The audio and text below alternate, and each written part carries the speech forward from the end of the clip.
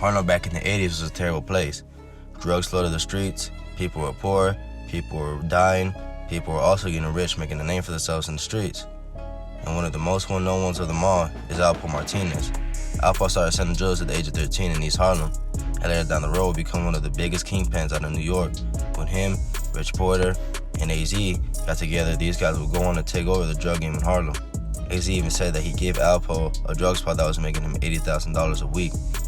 So Alpo and his crew were taking off. Alpo would be seen dressing lavishly, flashing jewelry, and cars all over the streets of Harlem. But with all the money that was coming in, Alpo was still wilding out in the streets. When a group of guys shot at AZ let Alpo know what happened. Soon after that, him and Alpo and a few of their guys quickly loaded up and went and shot right back. Nobody died during the shooting, but it still shows that these guys weren't playing around.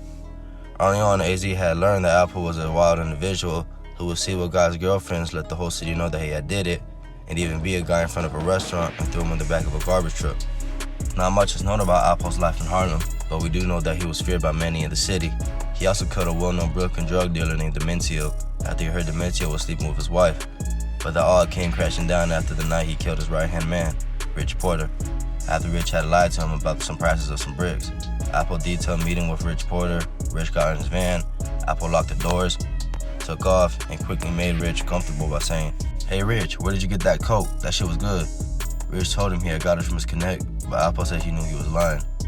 Alpo would give his man in the passenger seat a 9mm pistol, and he shot Rich twice.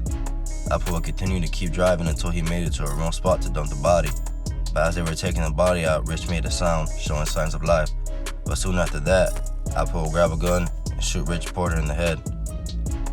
Then after dumping the body in the woods, word would soon start to spread over Harlem that Alpo was behind the killing, which forced him to move his drug ring to Washington, D.C., where he would link up with Wayne Perry, and the two would go on a killing spree in D.C., where they would kill Andre Tank Johnson, a woman by the White House, Big Head Gary, Michael Frey Salters, plus many more.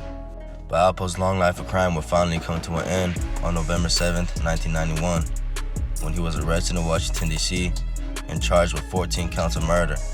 But his well-known name and respect that he had earned himself in the streets would be taken away from him after he would find out he was facing the death penalty and soon turn into a rat, snitching on almost everybody he had sold drugs or killed with, like Wayne Perry, Kim Childs, Gleesh, and many more, burning his reputation.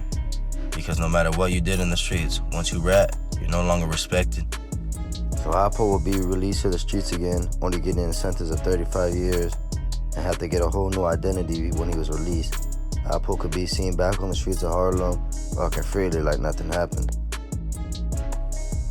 But just last year on October 31st, 2021, Alpo's life would end after a road rage incident led to his truck getting shot on multiple times, leaving him dead. And this is the story of Alpo Martinez. Appreciate everyone watching. Like and subscribe to see more.